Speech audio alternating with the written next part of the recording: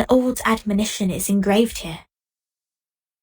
Let no one ignorant of geometry or the irrational numbers enter. 37 told me you are the integers.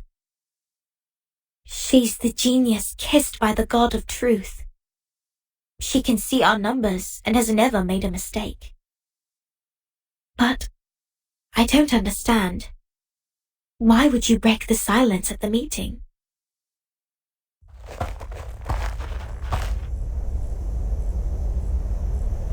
I apologize, Miss Sophia. I won't defend our behavior.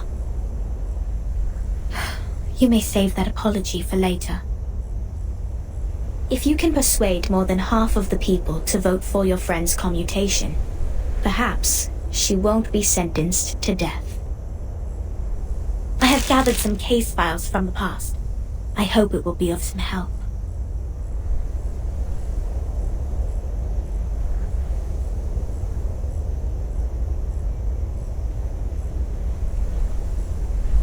These files are... But won't you be in trouble for helping us? I have my own reasons.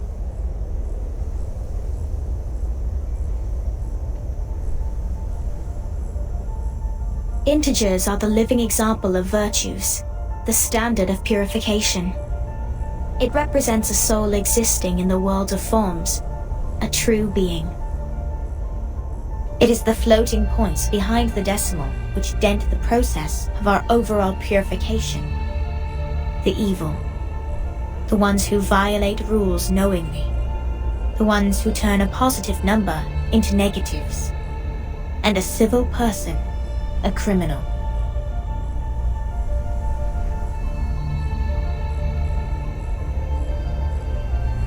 If integers like you would lose your life over some unintentional mistakes, wouldn't it be a great shame?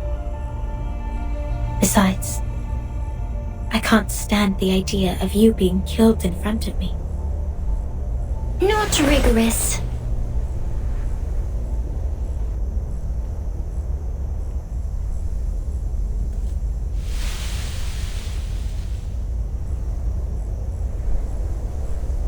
For one thing, we still don't know Vertin and Sonetto's numbers. For another, the fact that every crow we've seen is black doesn't necessarily entail that the next crow will also be black. Even if every virtuous person we met has been an integer, we can't be certain that the next one will still be an integer. Same case for irrational numbers. You're right, 37. But people always tend to believe that virtuous people are integers. That is what we call belief. Correct, but not entirely correct. Everyone can make mistakes. Numbers are just numbers. They are not associated with virtues. Unlike me, you're always right, 37. I don't know what differs us.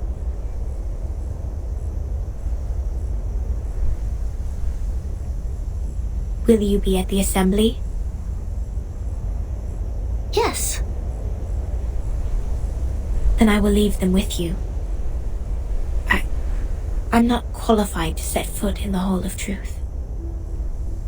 I have done poorly in receiving the guests. I will ask 6 for my punishment after the assembly. Huh?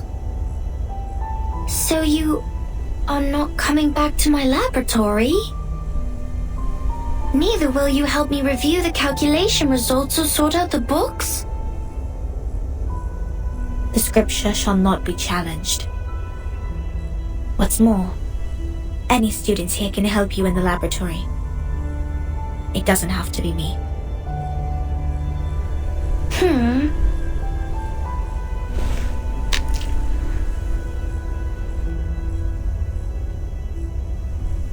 Had I known, I would have let someone else welcome Vertin and her friends. Like 210. He loves to brag to young ladies so much that he would take the punishment willingly, right? You were that someone else who was assigned to receive them in the first place. If I hadn't stopped you in time, how much longer would Regulus's head have stayed in your mouth? Not to mention what happened last time, and the time before that. But the fact that I have messed up all the receptions before doesn't mean I may excel in the next one. The chances of messing up the first reception and the 100th reception are the same.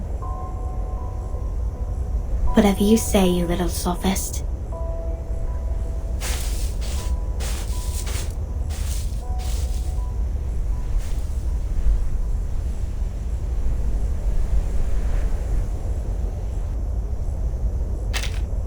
Everyone says so. But compliments won't help her find her number.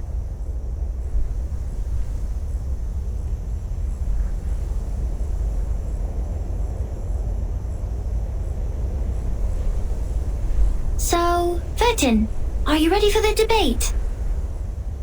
Does that mean you will help us? Of course.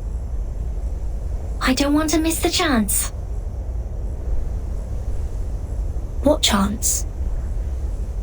The chance to see your numbers. There's no greater knowledge than the knowledge of oneself, and there's no more exciting truth than the truth of oneself.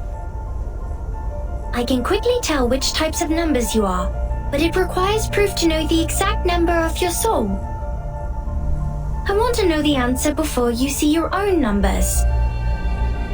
So it's 37 who proves it, not Vertin.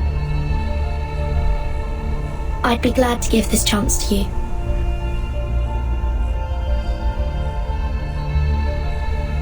That's boring. Let's go, Vertin. The assembly's about to start.